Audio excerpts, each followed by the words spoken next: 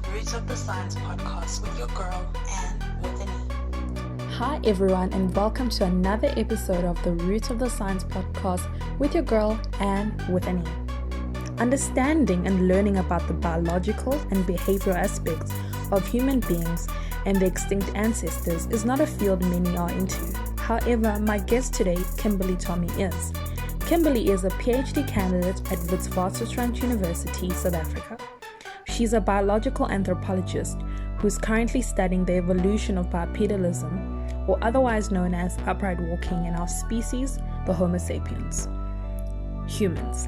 She is passionate about the representation of African researchers, primarily diversity. She's also into science communication. In this episode, we chat about all of this, and also her research focus, as well as so much more interesting stuff. So do stay tuned. Hi, Kimberleigh. Hey, Anne, how are you? I'm good, thanks. Thank you so much for joining me today and taking the time for us to chat. Well, thank you for having me. You know, sometimes us paleo people feel like we're left on the sidelines, so this is a nice surprise. No, don't worry. We will include you. Everybody is welcome here. So I just want you to tell us a bit about yourself, Kim. You know, where you're from, your age, and also just away from the science stuff. What's your take? Does pineapple belong on pizza? Oh, no. Okay, so my name is Kimberleigh. I am 27. I will be turning 28. Sadness. I am from South Africa, born and bred. I've lived in Gauteng my entire life. I'm from the west end of Gauteng, but as it stands, I've moved closer to my university, so I'm in Braam at the moment. Do I believe pineapples belong on pizza? I'm just going to be honest. It's a no, but when I was young, I'm so ashamed of myself. I did eat Hawaiian pizza. It was a weird time in my life. I was a weird child. I used to take them off though, but then the pineapple juices are still on the pizza. Yeah. You can still taste the pineapple, but I did eat Hawaiian pizzas as a child, and now I see that was blasphemous and should never happen in life. So it's a no for me. Also, please just tell us about, what you're studying at Wits. So at the moment, I'm in my second year of my PhD in biological anthropology.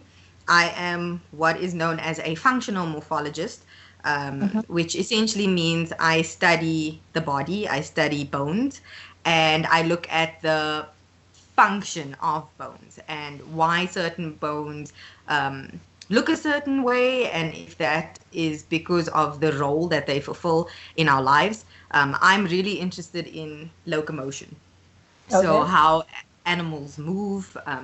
So although I do study humans are my focal point. I use a lot of other primates to compare to humans because other primates have different behaviors. They swing in trees, or they climb trees, or they walk on all fours. So it's basically a comparative field. We look at extinct things, so from our fossil record, as well as living modern humans from different population groups, as well as different primates. Wow. Okay, that's very interesting. But this type of science that you're into, I don't think a lot of people actually know about it. But how did you even get into that science? How were you exposed? Because, generically, when you think of science, you think of, your microbiologist, or, how do you get into the field of biological anthropology? And, what is the route? How did you get there in the first place? So, this is something as well that I am quite passionate about, is how it is the sciences are portrayed early on. So a lot of people think your journey in whatever field you choose starts at tertiary, at university. You know, I'm going to become an engineer, but what were you exposed to in high school and primary school that made you want to become an engineer? So that's something I feel the field of paleosciences as well as biological anthropology is lacking in, is there's not this really early exposure in terms of the actual education system. So that is a gap that hopefully will be filled in coming years. But one thing that we do have to thank as a field, I think, especially paleosciences, archaeology, biological anthropology, is we owe a lot to the creative field. We owe a lot to filmmakers and documentary makers, and that was my initial exposure, was through watching documentaries. I was obsessed as a child with Egypt. I loved Egypt. I wanted to become an Egyptologist when I grew up. I loved watching stuff on mummies and how they learned about, you know, these ancient civilizations, and that is something that I was exposed to through watching TV. So a lot of parents think that, like, you know, don't let your kids watch TV, but there's a lot of programs that are out there that do actually cultivate an interest in topics you aren't otherwise exposed to. Obviously, there's also the danger of, you know, misinformation, like, oh my God, please, no one ever watch Ancient Aliens. That's just terrible. It's, I mean, good God, it instills this belief that civilizations in Africa were primitive or savage and couldn't have this advanced technology or advanced infrastructure, and that again is a racist connotation that sometimes is portrayed in popular film. But that is how I was exposed. I started watching documentaries from a young age, and luckily my parents were always open to letting me sit for hours in front of the TV, as long as it was like National Geographic. It was fine. I mean, later on, it's going to sound like the typical story. Oh, you know, I wanted to do medicine and I didn't get into medicine, and so I did science. But it happens to a lot of us. I think leaving school, I thought I wanted to be a medical doctor. And I didn't get into medicine. I did qualify for science. I thought, okay, I'll do it the route of, you know, I'll do science in my undergrad and then I'll leave to medicine after completing a science degree. And it just didn't happen that way. I wasn't the best student in my first year. And I think that's something that's important, right? Is we always feel like we have to be perfect. Our academic journey has to be perfect. We have to finish in 3 years, and, you know, it's going to be smooth sailing. And most of the time it really isn't. I failed chemistry. Oh, I failed chemistry so miserably. I never in my life have gotten 26% for anything. My little body was like in shock that it was possible to fail this hard. I failed chemistry in my first year. I had to repeat chemistry. I failed stats all of like, oh my God, I think I passed stats on my third try. So, I mean, I failed stats too, so don't feel bad. I failed stats in first year as well. So, yeah, I know that's even do like, it wasn't even like the hardcore stats. It was like the biology stats. And I was so miserable at it every single time. I mean, you think if you repeat it again and you've covered the work, you would know better, but I just didn't. I struggled with stats. And actually my undergrad is in animal, plant and environmental sciences and zoology. So I had quite a broad biological training. In my third year, I was fortunate enough to do a project at the Hartbeespoort Monkey Sanctuary. And it was an animal behavior project, and I got to see how these different primates moved in the trees, and that really just fascinated me. They are so fluid. They just so natural in their habitat, and it was something I was interested in. And then in the third year of my studies, I met Dr. Job Kibbe. He would become my honor supervisor. Unfortunately, he's left. He's back in Kenya. He's a paleoanthropologist. He's actually the first Black paleoanthropologist in South Wow. Africa. So that was, and he's Kenyan born, a wonderful, wonderful man. And he's currently now the head of paleontology at the National Museums of Kenya. So Job had introduced me to paleontology, essentially saying, oh, you love Egypt, you love ancient stuff. Do you know that we have this in South Africa? And I actually I hadn't even been to the Cradle of Humankind. I hadn't seen any of the fossils before. And that's something also, again, is a product of privilege. Not everyone attends schools that can afford to take them to the cradle, or have parents who can afford to take them to the cradle. And so I actually pursued my honors and masters in paleoanthropology, and then decided that in order to improve my skill set, I'd like to be able to understand not only bones, but soft tissue, and understand muscles and how muscles act on bone.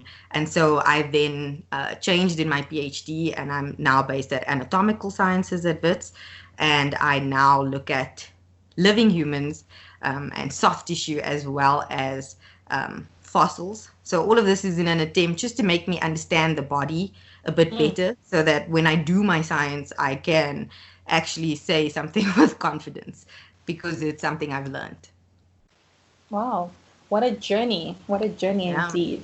And I think I like how you say that, for whoever's listening, that I think when people think of people in academia, especially when you've reached your level as PhD, they think you were this model student who got everything right, but there's always such a journey behind that. So it's really comforting to know that somebody, at the level that you are at, is confident enough to say, hey, I failed. The journey isn't always smooth, So, with that being said, that you're currently in your PhD, you're in your PhD. However, I know that you didn't go straight from your master's into your PhD, but most grads, although they are burnt out, because it's a lot, right? They go full steam ahead, particularly because they can't find employment, or because they know that if they stop, they won't have the opportunity to have funding available when they return. So for you, why was it so important for you to take that break in between your academic journey? And was it difficult, for you to come back? So definitely I didn't take the linear route in terms of my studies. I've always worked. I've had jobs since I was 15. I worked in video stores. I was a waitress. I've done everything. And that was really early on. My parents kind of instilled that in me, that I need to be able to earn for myself, and not to say they just left me on the sidelines, but just to ensure that I cultivated a sense of independence very young. I did take a break between my honors and my masters, and I think that was the most difficult decision for me. I was burnt out. I was exhausted. I think a lot of people can attest to the fact that an honors degree is a very trying time. It's extremely difficult. It's such a transition. You go from, a lot of us still have coursework. Well, most honors programs, you still have coursework. And then on top of it, you have, your first actual exposure. To a research project. So it makes you feel overwhelmed. I remember I felt extremely overwhelmed. We had a really broad training in paleontology. I knew I wanted to stick to paleoanthropology, but I had to learn about different aspects of actual paleontology in general, because you need to contextualize what it is you're doing. And that was challenging. And at the end of the year, I was exhausted. I was tired. I was burnt out. I had lost a ton of weight. I was stressed. I wasn't well. I will say I wasn't well within myself. I didn't feel strong mentally. I didn't feel like it was the right environment for me at that time. So I did take a break, and I see why a lot of students are hesitant to take a break, because here I was thinking, oh, I'm a Wits graduate and I have a postgraduate degree now, and a job is going to fall into my lap, and that's not the way the world works. Case. So yeah, exactly, and it is a niche degree, so it was difficult to find work. I actually worked as a receptionist at a law firm for a few months. Yeah, so it wasn't like I left and I got a job in my science. I worked as a receptionist, and then essentially I stayed in contact with my supervisors. I think if anyone follows me on Twitter, they would know I adore my supervisors. They are wonderful people. So I had stayed in contact with my supervisors. And at that time, this is when Dr. Kibi was going back to Kenya, and he had gotten hold of me and he had said, I'm moving back to Kenya. I have some funding. I would like for you to have it, and so that you could pay for your schooling. And this is, I'd like to put this money to good use because I can't exactly access it. I'm leaving the institution. So he actually gave me funding to start my master's. I started my master's under the supervision of my now PhD supervisors. And I actually finished my master's within a year, which was quite tough. Wow, record time. Yeah. Record time. I am extremely proud of it. It was a challenge, but you see, like a lot of students have to think of finances, and it is something I thought about. And I thought to myself, if the second year is an uncertainty in terms of am I going to get funding in to support myself, I would just push to finish it in a year. I don't recommend it. It's it's stressful. But it can be done. It's extremely stressful, but it can be done. I had a system with some good time management, and I have very supportive supervisors. But unfortunately, in like the second month of my master's, my supervisor moved back to the USA. And so we had a 10-hour time difference, but we managed to make it work. It would involve some late night calls on my side and early morning calls on his side, but we managed to figure out a system that worked for us. I finished my master's in a year. I passed with distinction, with no corrections, which I'm so grateful for. Congratulations. Thank you. Everyone is always like, oh my God, how did you? And I'm just like, you see, the thing is, no one knows how many drafts my poor supervisors got before submission. I think we were sitting on, when you like labeling your files on your laptop, it's like final 62. It's like, no, this was never the final. How is it the final and it's number 62? So I was able to get through the examination process without any corrections, but that was because it was quite an intense process with my supervisors, back and forth, a lot of feedback, which I'm really grateful for. And then again, I took another break. And this time I actually had a job in my field. So while I was studying and doing my master's, I started pursuing science communication. And the project manager at the Center of Excellence in Paleosciences, Dr. Christine Steininger, she took note, and she had said to me, what if you come on board and on our team as our science communicator? And so I did that for a year, working full-time for the COE, doing press releases, running social media, working with researchers and partner institutions and media houses and NRF, the Department of Science and Innovation, and that was a year of my life, which was really difficult to leave because I loved my job. I love science communication, but I did ultimately want to come back and finish my PhD for myself. So I started the PhD last year, but I am fortunate enough to still be able to work in the field of science communication. I think it is important for students to take a break, though. Like, I looked at it as a moment of clarity. Just taking that time to think about what it is I wanted to do, what type of research I was interested in, where I saw myself academically.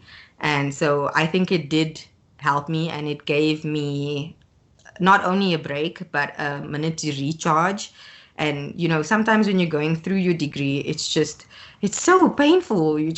You're reading things all the time and, failed experiments. And there's a lot of rejection in academia that can take quite a mental toll on you. So it allowed me to recharge and rediscover my passion for my science, which I think ultimately has benefited me now. Wow, that's fantastic. So you took the time to gain some experience, and I love how you mentioned that you've got such a good working relationship with your supervisors, and that is so important, to have that good relationship. And I'm sure that's why it resulted in you having, can we just say this, no corrections, and you finished the year. Damn, girl. What? Anyway. Thank you. Can you just give us more insight on your current PhD research? I know you briefly mentioned it earlier, but just to go into a little bit more detail so that people can have a greater understanding.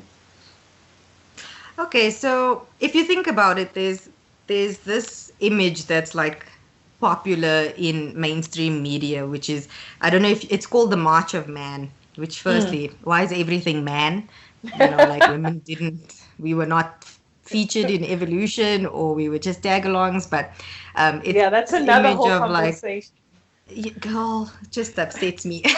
But essentially it shows this transition from something that's more chimpanzee-like, and slowly it starts standing upright, and it ends with an fully upright human being walking. So that is a terrible image for a number of reasons, but also because it actually depicts evolution as linear. So evolution is not a linear thing. We know that there's a lot of mixing, there's a lot of branching off, and essentially evolution kind of looks more like a braided stream. So it's very complex.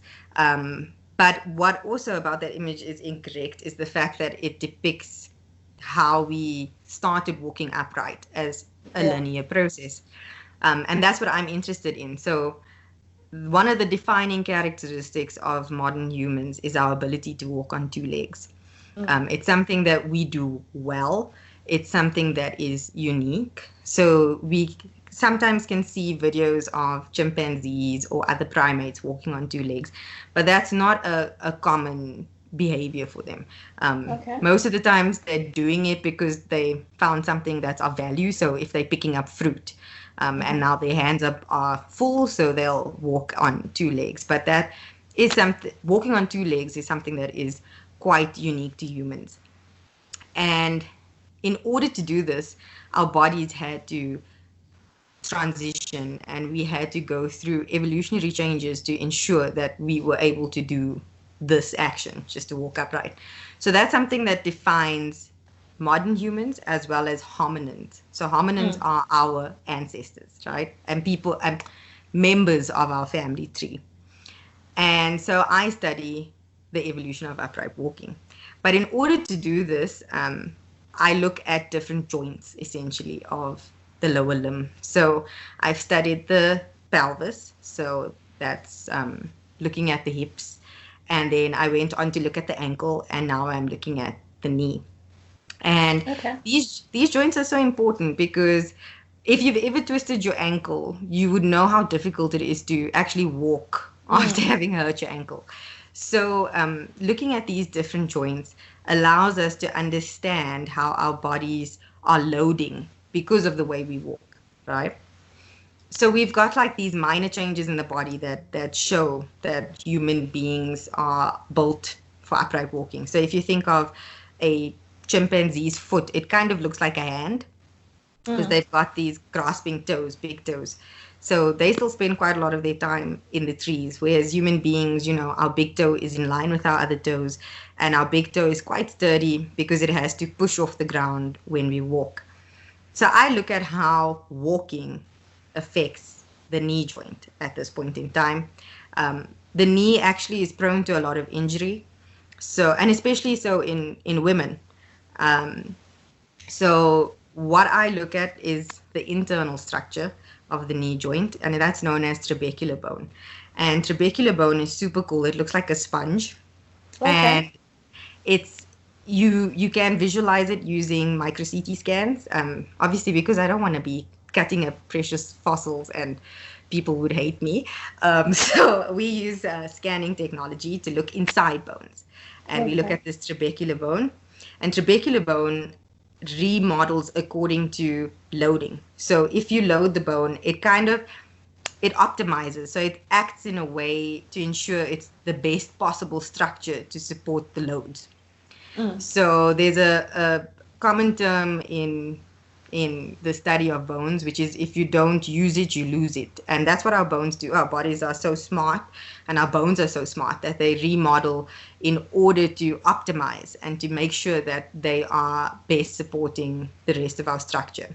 So I look at that in the knee. I look at it in modern humans, as I said, because we're quite injury prone and our knees tend to get hurt quite easily. And then I look at it within fossil hominins to try and understand the evolution of this joint. And then I also look at it in other primates just to understand how different locomotor behaviors will cause the bone to remodel in different ways. Wow. I have learned so much in that. That's so fascinating.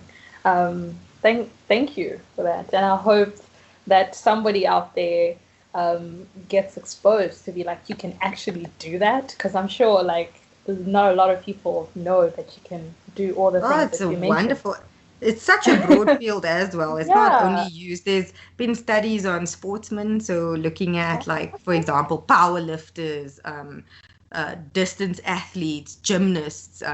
So it's quite interesting just to see how different activities, even tennis players, you think of that repetitive motion of hitting the tennis ball, how different activities, and if you're doing this activity for a prolonged period of time, how that affects our bones. And something else I'm interested in is looking at it in children. And so, when babies are learning how to walk, this is such an important time in children's lives. I think everyone should watch Babies. It's a documentary on Netflix. It's the best. And also there again, we see changes in babies who are crawling versus just learning to walk versus confident walkers. So this is such a broad field, and it essentially just has to do with trying to understand how our lifestyles affect our bones. So, I mean, a lot of people think studying the past or studying bones of ancient hominins offers nothing in the sense of, what does it add to my life today?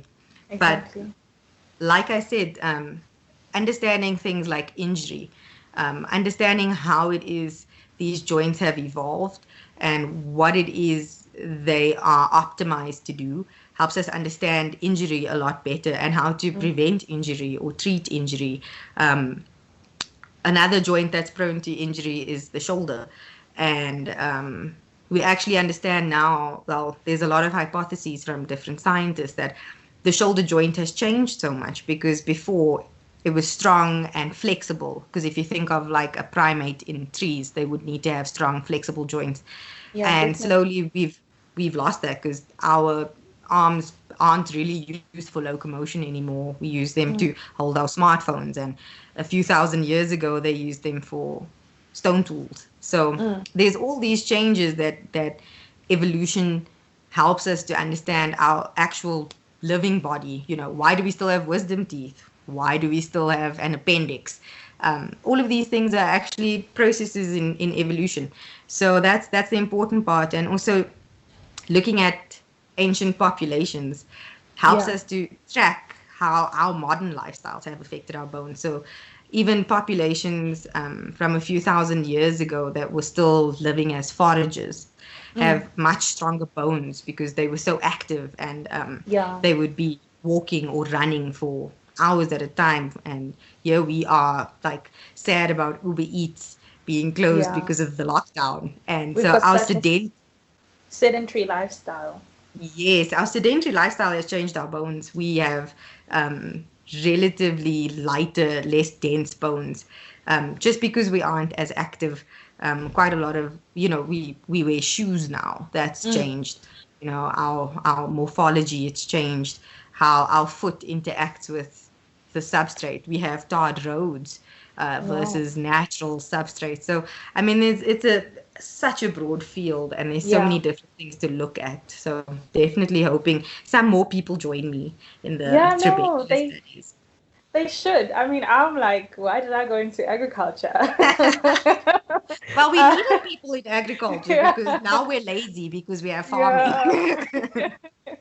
No, speaking of things that we might have in common, like myself, you're also a Black woman in science fellow. And that's how we actually got into contact. And that's how we have communicated. And also, if anyone follows you on Twitter, knows how vocal you are about representation, and you even mentioned that not only about women, like how you're mentioning in that evolution picture that we have, where it's only just depicts men, but you're also very vocal about the representation of people in color. So tell us why this is so important for you, especially in your field. You mentioned earlier that there are some underlying racism that you have noticed in your field. So this is definitely I think what I rant about the most on Twitter, but it is something that is extremely important, right? So it's obviously, I'm not going to say it is a problem that is unique to my field, but I'm going to say, because of my exposure to my own field, it's what I can speak on most confidently.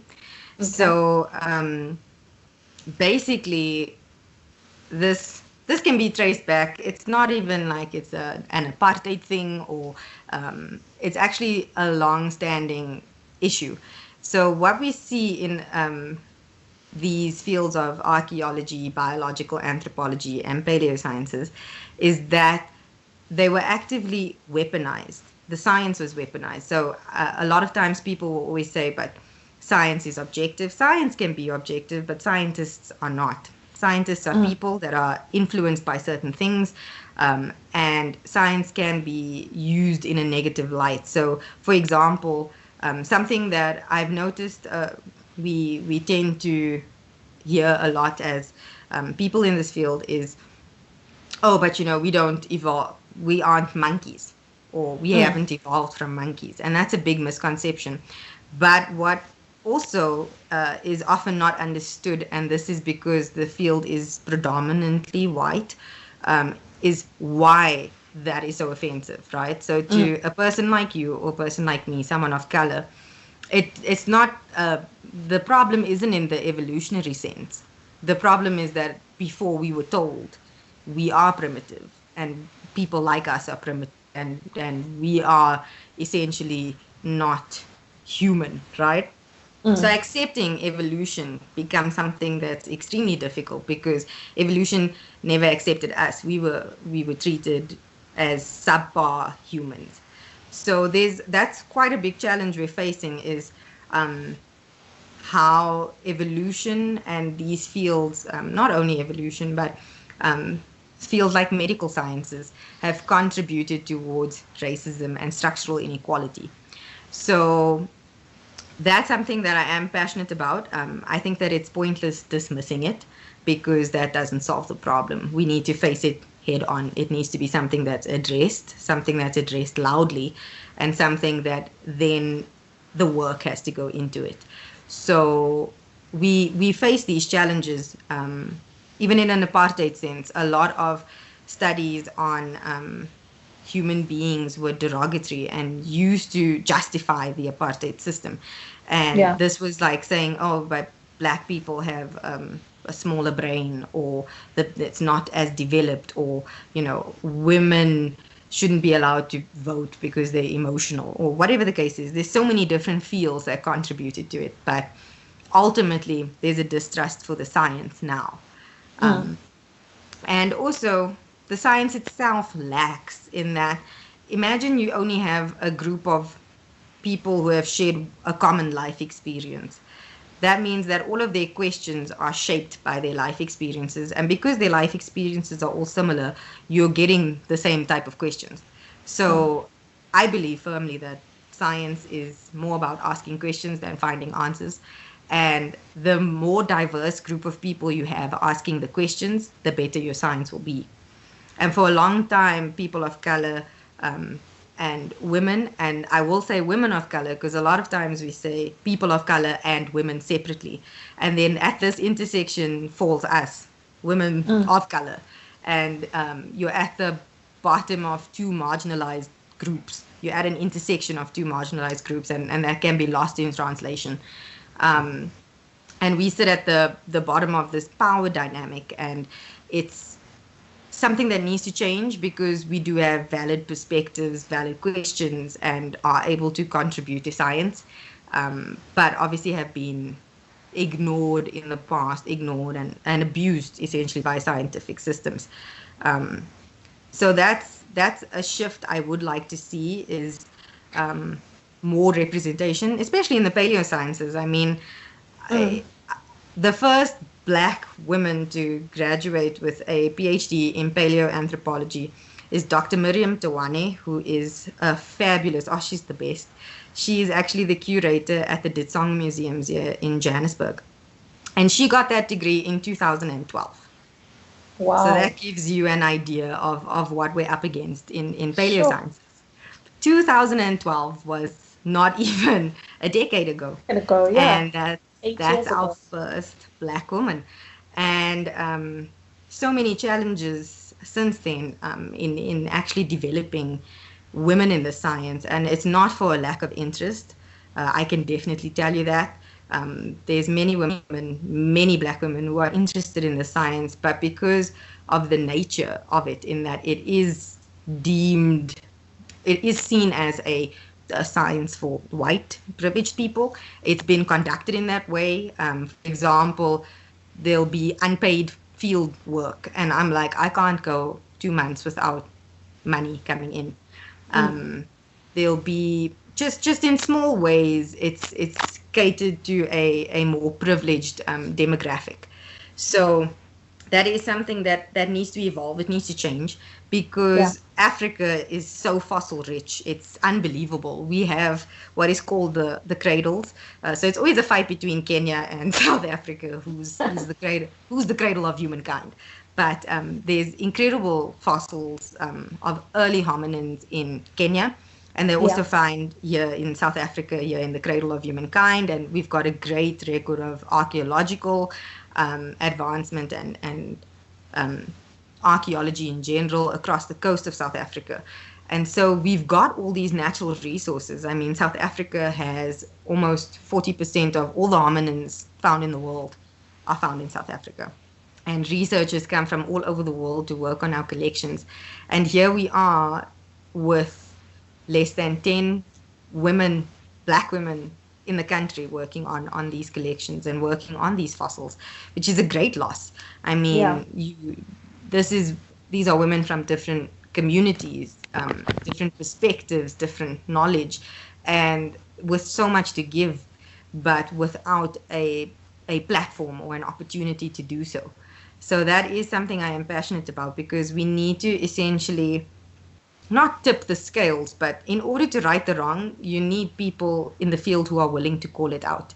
And we don't do it at any advantage to ourselves. It's quite disadvantageous when you speak up about something that people are uncomfortable about, right? So you bring up race, or you bring up socioeconomic status, or misogyny, and it's just they hate it. Like, it's like, oh my God, no, why did she open her mouth? But you need to be able to challenge the system, because it's not coming from a place of hate. I always say I never speak up about certain issues in my field because I hate my field. I speak up because I love my field, and I believe my field has the potential to be better and do better, especially by African researchers. So that's something I am really vocal about, I think sometimes to my own detriment. But it's important to keep those conversations alive, and also to hold researchers accountable. There can't be this exploitation of Africa any longer. It's not conducive to the science, and it's colonial, and it needs to stop. So that's my big push, is to ensure that we see African people. We have fossils in our backyard. I want us to see more Africans studying it. I'm tired of going to international conferences and there's 10 of us from South Africa and there's 1,000 Americans who work on the same fossils. So we need to start generating this next generation of African-born researchers. Yeah, so given your very strong stance, of representation, what advice would you give to people, specifically Africans, specifically women, who are interested into getting, I want to say into STEM, but actually I want to just narrow it deeper into your field specifically? What advice would you give them so that they can be, I know how you pointed out all these wrongs, but then what advice would you give them to survive? Because I think a change like this will not happen right away. It's a process. So how have you survived, and how can others survive so that they can withstand all of that? And then maybe in 10 years' time, you can say there is 200 paleontologists, Africans, women, who are attending these conferences. I think that my first bit of advice would be to find your people, find your support system. I'm lucky. That's something I have been fortunate enough to have, not only in my supervisors, but I have a number of mentors. One is Professor Rebecca Ackerman. She's at UCT. I like to call her my academic mom. And her entire lab has been such an incredible support system for me. And we're all in the same field, and sometimes we all complain about the same things, but we keep each other going. So it's important to find a good support system.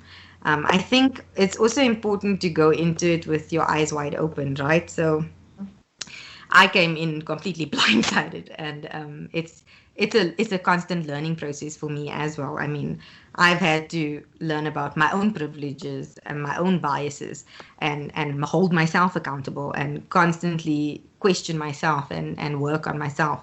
But I think it is important that we don't lead, you don't lead lambs to the slaughter. You give people a realistic interpretation of what it is you've been exposed to, but obviously you don't impose your experience on someone else. Everyone will have different experiences, but all you can do is be there to support the next person, especially when you are women of color and you're coming into a space that was never really created for you, and a space that is hesitant, I would say, to change. So that is the advice I would give, is just ensure that you have a support system. Don't let people drown your voice. That happens quite a lot. You're gaslit. You feel like, oh my God, am I just being dramatic? And I can guarantee you 9.9 times out of 10, you're not being dramatic. Something is actually going on. And it's important to always believe in your voice and to have that self-assurance. You have to assure yourself, like, okay, this is it. This is what I'm going through, but I will make it through. It is difficult, I would say, to encourage a lot of women into the sciences as it stands. But like you said, you need time for change. So if there is anyone looking to get into paleosciences and archaeology and biological anthropology, I assure you there are a lot of people actively working on getting this change to come. And it's not going to happen overnight, but we are at the forefront and trying to ensure that there's healthier spaces for people to come into. And that takes a lot of work. Like I said, it's a lot of structural problems, and you'd have to break down systems before you can see this big shift and this big change. But getting into the field is by far, I would say, it's my passion.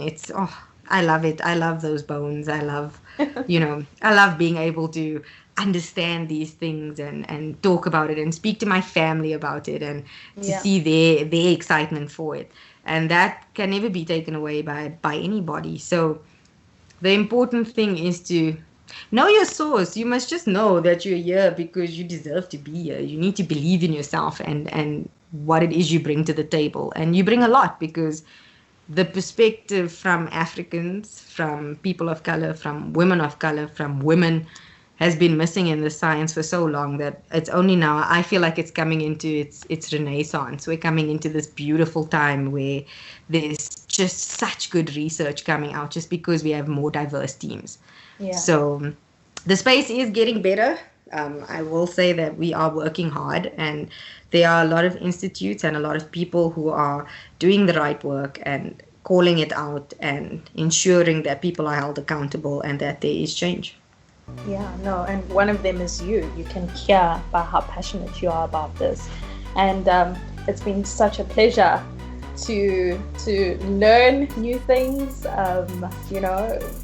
from your research, to learn about your passions, to learn about science communication, and also to just hear you talk passionately. And I'm so glad that I had you on the show. And thank you so much, Kim. Thank you for having me. Thank you. This was so much. Great. I rattled on. I know. I'm so bad. No, no, it wasn't. But anyway, in closing, thank you for everybody for listening to another episode of The Roots of the Science with your girl and with an E. Until next time, bye.